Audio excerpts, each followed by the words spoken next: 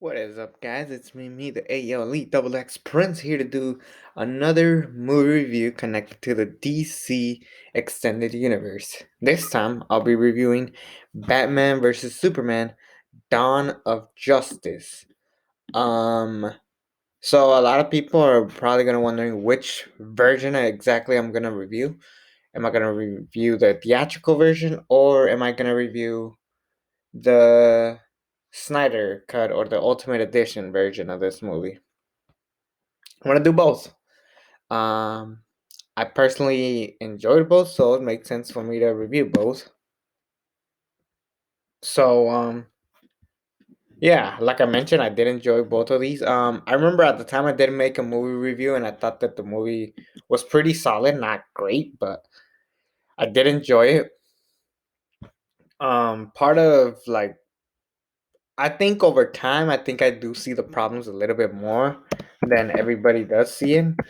Uh, yeah, because I think to this day everybody still has problems with the movie. But as far as saying it's a 28% on Rotten Tomatoes, that is too much to handle. It's like, yeah, that's the problem with This is the reason why I can't fucking stand Rotten Tomatoes. These guys, like, they're no fun. They critique the shit out of it. They just do not get it because this movie is far from a 28%.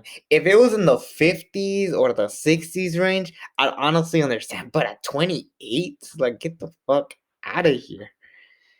Like, it was not that bad, guys. But anyways, um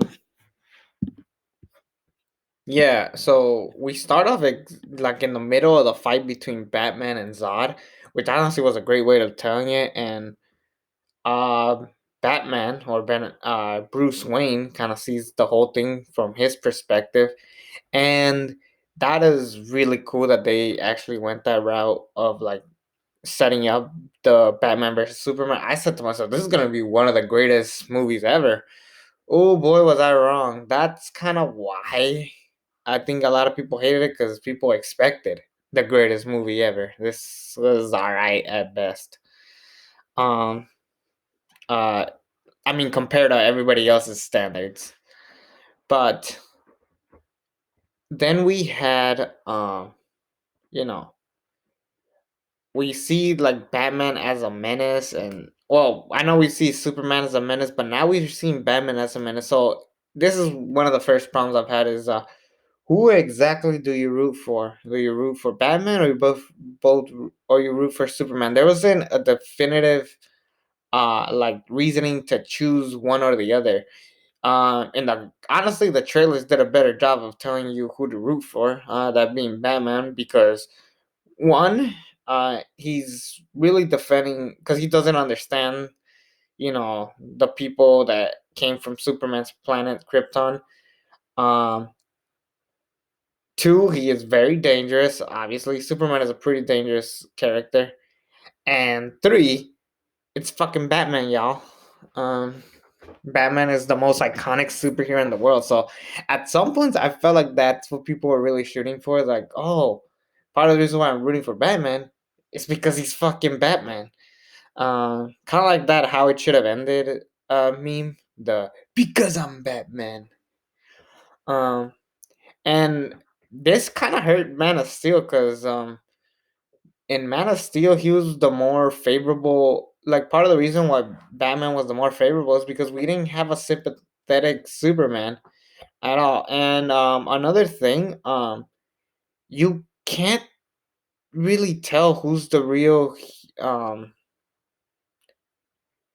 How do I say it? Like you can't tell whose movie it really is because it's. I mean, the movie's called Batman versus Superman, Dawn of Justice. So it's trying to be a Batman movie. It's trying to be a Superman movie. It's trying to be a BVS movie, and it's gonna be um a Justice League setup movie, and that is a big problem. You have to pick a specific one. The main one should have been Batman versus Superman. That is what you're selling us, Zack Snyder. You're giving us Batman versus Superman.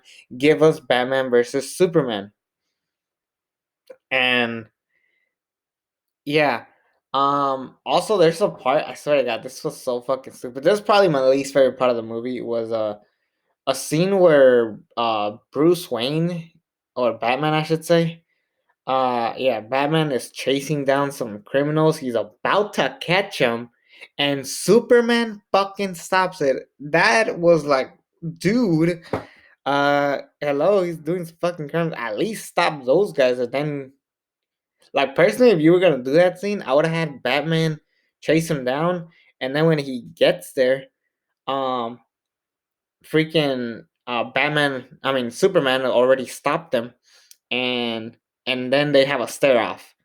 That would have been cooler, and it would have made more sense. Instead of just making both of them look like fucking stupid ass superheroes.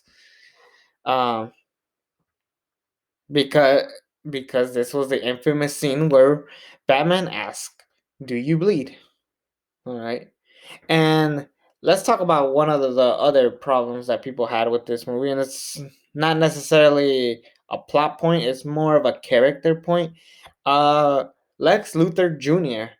Um, Jesse Eisenberg. Now, at first, I wasn't excited when we were gonna get Jesse Eisenberg as Lex Luthor, but then I saw the Social Network, and I thought that was gonna be the Lex Luthor we were gonna get from Jesse Eisenberg. Instead, we got a mix of the Joker and I don't know who else he was planning on playing, but this was just ridiculous.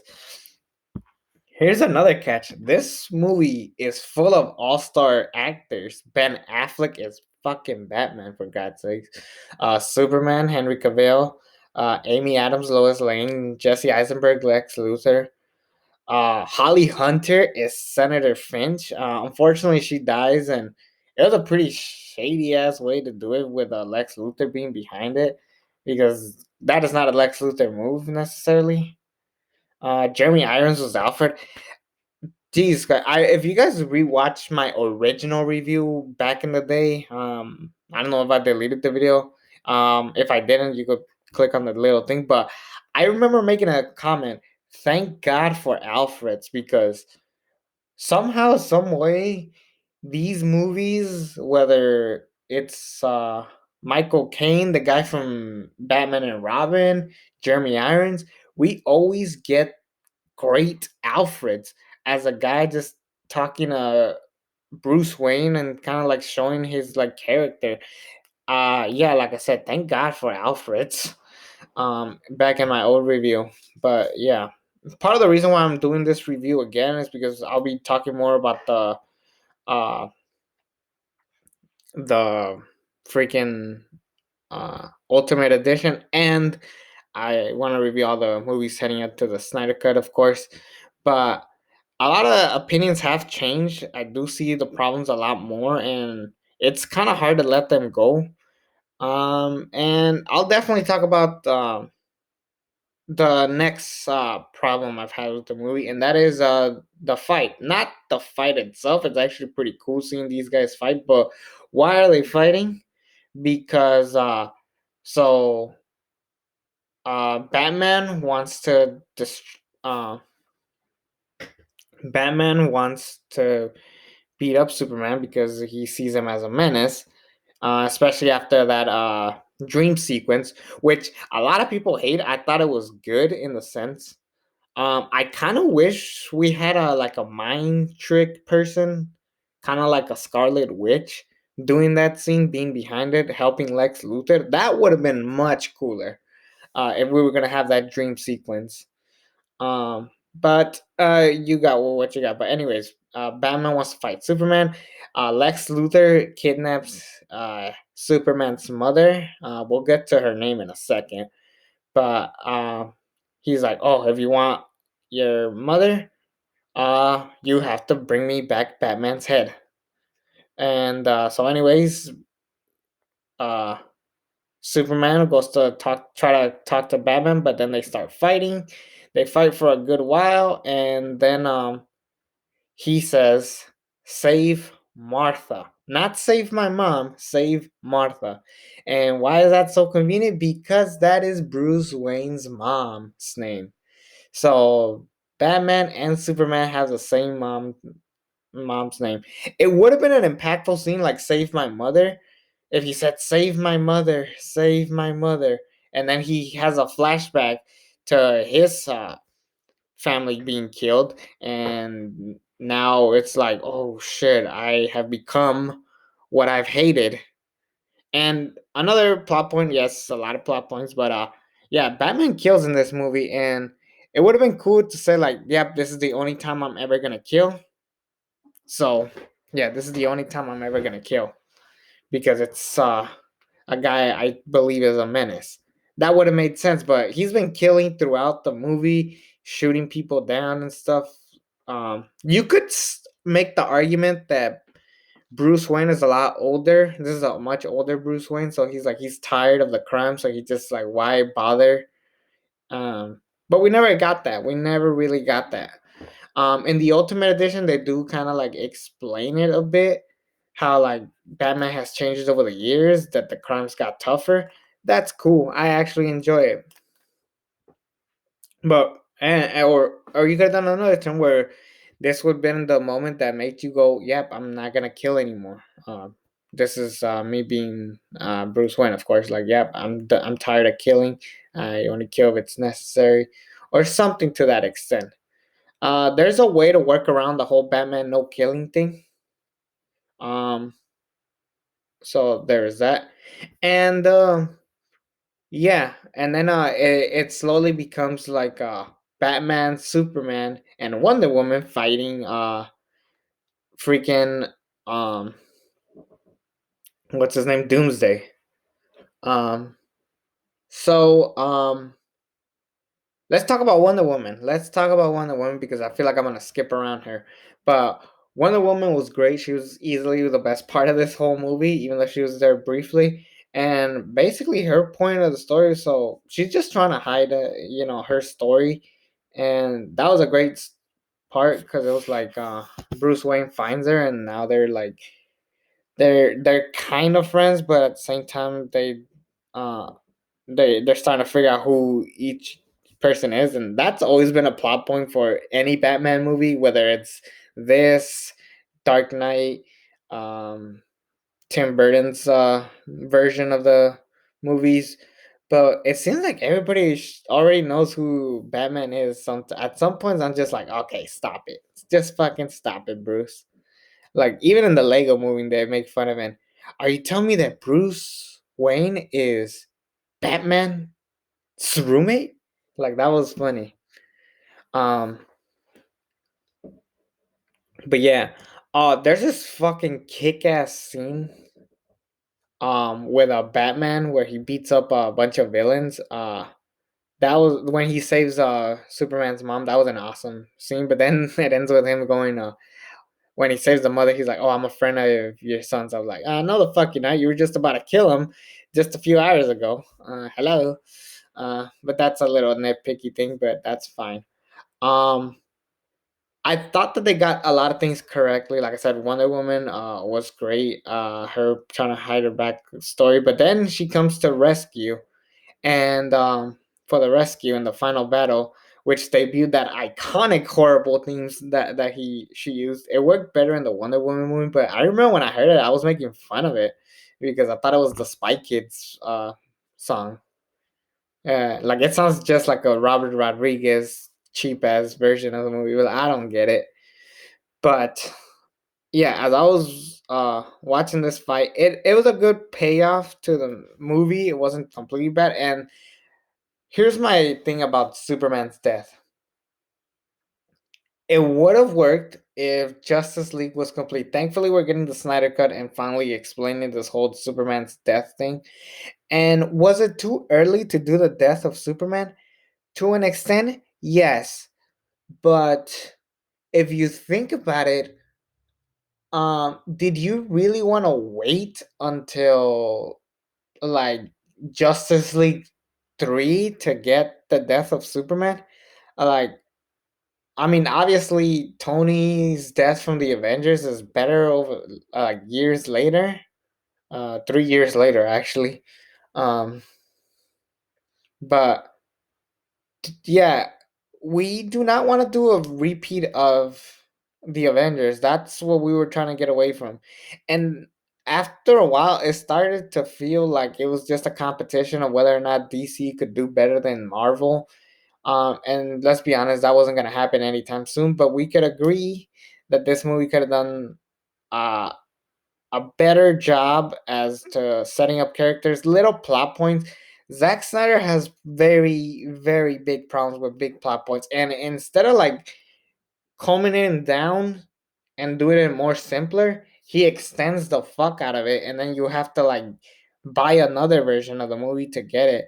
And I was afraid Justice League was gonna do it. I remember when I watched Justice League when I thought that I remember I said that the movie it wasn't that great, but I'll wait for Zack Snyder's version of the movie. I'm pretty sure they're gonna do an extended cut. They never do until now that we're begging for it.